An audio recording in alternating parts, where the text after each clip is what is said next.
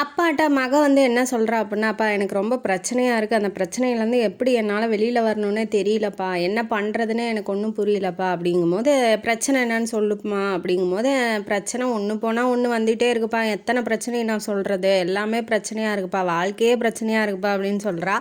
உடனே அவர் எதுவும் பேசல. என்ன பண்ணுறாரு, நேராக கிச்சனுக்கு கூட்டிகிட்டு போகிறாரு மகளை. கூட்டிகிட்டு போயிட்டு 3 பாத்திரம் எடுக்கிறாரு. ஒரு பாத்திரத்தில் உருளைக்கிழங்கு, ஒரு பாத்திரத்தில் முட்டை, ஒரு பாத்திரத்தில் காஃபி கொட்டை இருக்கும் இல்லையா, அதையும் போடுறாரு. 3த்துக்கும் ஒரே சமம் அளவாக தண்ணியை ஊற்றுறாரு. அடுப்பில் வைக்கிறாரு. கொதிக்க விடுறாரு. கொஞ்ச நேரம் கழித்து, "அப்பா என்ன தான் பண்ணுறீங்க? எனக்கு ஒன்றும் புரியல. தீர்வை சொல்லுங்கன்னா, நீங்கள் என்னப்பா அடுப்பில் பாத்திரத்தை சூடு பண்ணிட்டு எல்லாம் கொதிக்க வச்சிட்டு இருக்கீங்க?" அப்படின்னு சொல்லி கேட்டுட்ருக்கா. "கொஞ்ச நேரம் பொறுமா" அப்படின்னு சொல்கிறாப்புல. அப்புறம் கொதித்து முடித்து எல்லாத்தையும் எடுத்துகிட்டு வந்து டேபிள் மேலே வச்சிட்றாரு. இது என்னன்னு சொல்லி கேட்குறாரு. கேட்டோன்னா, "இது என்னப்பா? இது வேக வச்ச உருளைக்கிழங்கு, இது வேக வச்ச முட்டை, இது வந்து காஃபி தண்ணி" அப்படின்னு சொல்கிறா. சொன்னோன்னே, இது தான் சொல்லுவேன் நானும் எதிர்பார்த்தேன். இது உன் பிரச்சனை. கொதிக்கிற தண்ணி அப்படிங்கிறது தான் உன் பிரச்சனைன்னு வச்சுக்கோ. முதல்ல உருளைக்கிழங்கு எடுத்துக்கோ. அது ரொம்ப கெட்டியாக எந்த விதமான அதாவது அதில் இலகுற தன்மையே இல்லாமல் இருந்துச்சு. ரொம்ப பலமாக இருந்துச்சு. ஆனால் கொதிக்கிற தண்ணியில் போடவும் அது பலவீனமாகிடுச்சு. அதே தான் பிரச்சனையை நீ எப்படி எதிர்கொள்கிற?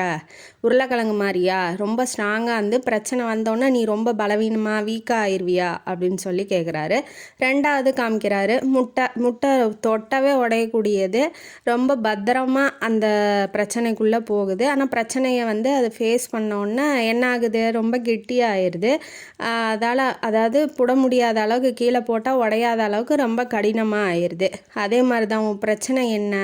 நீ ரொம்ப பலவீனமாக இருக்கிற. பிரச்சனை வந்தோன்னே நீ ரொம்ப பலமாகிறியா, இல்லை உருளைக்கிழங்கு மாதிரி பலவீனமாக ஆக போறியா அப்படின்னு சொல்லி கேட்குறாரு. ரொம்ப யோசிக்கிறா. அடுத்தது 3வது என்னன்னா, அந்த காஃபி தண்ணி இருக்கு இல்லையா, அதை பார்த்தோன்னே, "நீ வந்து இந்த காஃபி கொட்டையாக இருக்கிற அந்த பிரச்சனை, அதே பிரச்சனை தானே. கொதிக்கிற தண்ணியில் காஃபி கொட்டையை போட்டார். ஆனால் அந்த காஃபி கொட்டை என்ன பண்ணுது, அந்த தண்ணியவே கலராக மாற்றிடுது. அது ஒரு குடிக்கக்கூடிய ஒரு பானமாக ஆக்கிடுது. அதே மாதிரி தான் நீ பிரச்சனையை என்னவா நினைக்கிற? உனக்கு தகுந்த மாதிரி அந்த பிரச்சனையை மாற்றி அந்த பிரச்சனையிலேருந்து என்ன நல்லது கிடைக்கும் அப்படின்னு சொல்லி நீ பார்க்குறியா, அந்த காஃபி மாதிரி?" அப்படின்னு சொல்லி கேட்குறாப்புல. இதே தான் நானும் உங்கள்கிட்ட கேட்குறேன். நீங்கள் எப்படி பார்க்குறீங்க பிரச்சனையை? அந்த பொண்ணு எப்படி பார்க்குறாங்கிறது கதையில் சொல்லலை.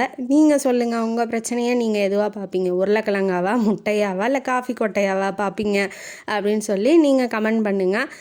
நான் எப்படி பார்க்குறேன் அப்படின்னா, முட்டையாக தான் பார்ப்பேன். ஏன்னா நான் கொஞ்சம் பலவீனமான தான். பிரச்சனை வரும்போது பலமாகி அதோட அனுபவமாக எடுத்துக்கிட்டு அந்த பிரச்சனை திரும்ப வரும்போது நம்ம எப்படி ரியாக்ட் பண்ணோம் அப்படின்னு சொல்லி நான் நினச்சிக்குவேன். நீங்கள் எப்படி நினைப்பீங்க அப்படின்னு சொல்லி கமெண்ட் பாக்ஸில் கமெண்ட் பண்ணுங்கள். பிரச்சனையை இதே மாதிரியே நீங்கள் ஃபேஸ் பண்ணுங்கள். என்னவா நினைக்கிறோங்கிறத பிரச்சனையை நீங்கள் முதல்ல எப்படி பார்க்குறீங்கிறத கமெண்ட் பாக்ஸில் கமெண்ட் பண்ணுங்கள். இந்த கதை காணொலி உங்களுக்கு பிடிச்சிருந்தா லைக் பண்ணுங்கள், ஷேர் பண்ணுங்கள், சப்ஸ்கிரைப் பண்ணுங்கள், கமெண்ட் பாக்ஸில் கமெண்ட் பண்ணுங்கள். நன்றி மக்களே.